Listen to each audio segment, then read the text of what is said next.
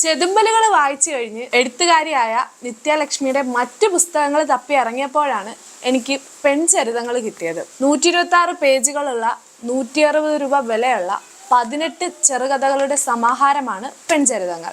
മകൾ, മരുമകൾ, ഭാര്യ, കാമുകി, അമ്മ, മുത്തശ്ശി, ഭ്രാന്തി, സ്വവർഗ അനുരാഗി, കൊലപാതകി, അങ്ങനെ വ്യത്യസ്ത തലങ്ങളിലുള്ള സ്ത്രീകളുടെ പല വേർഷനിലുള്ള സ്ത്രീകളുടെ കഥകളാണ് പെൺചരിതങ്ങൾ. ഇനി കഥയിലേക്ക് വരുമ്പോൾ 18 കഥകളിൽ ചിലത് നമ്മളെ ചിരിപ്പിക്കും, ചിലത് നമ്മളെ ചിന്തിപ്പിക്കും, ചിലത് ഉത്തരങ്ങൾ തേടിയുള്ള ചോദ്യങ്ങളാണ്. ഈ 18 കഥകളിൽ എനിക്ക് വീണ്ടും വീണ്ടും വായിക്കാൻ തോന്നിയിട്ടുള്ള അല്ലെങ്കിൽ ഇഷ്ടപ്പെട്ട കഥകൾ എന്ന് പറയുന്നത് 2 എണ്ണമാണ്.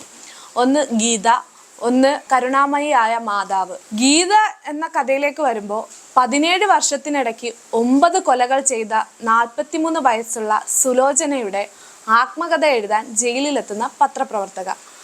ആദ്യ രതി എന്ന പോലെ ആദ്യ കൊലപാതകമോർത്ത് പുളകം കൊള്ളുന്ന സുലോചന. അവിടുന്ന് അങ്ങോട്ട് അവരുടെ ജീവിതത്തിൻ്റെ ചുരുളഴിയുകയാണ്.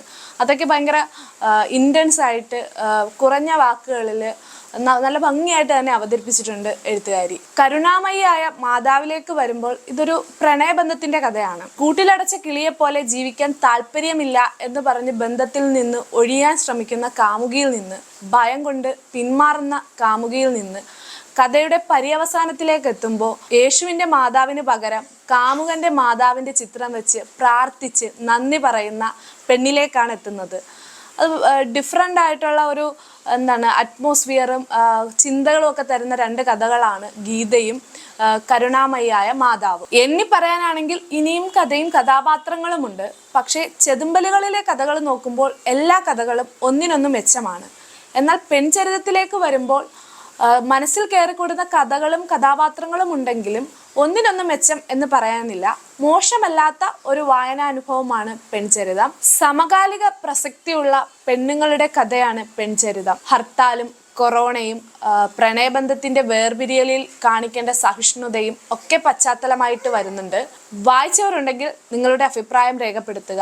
വായിച്ചിട്ടില്ലാത്തവർക്ക് തീർച്ചയായും വായിക്കാവുന്ന മോശമല്ലാത്ത ഒരു വായനാനുഭവം തരുന്ന പുസ്തകമാണ്.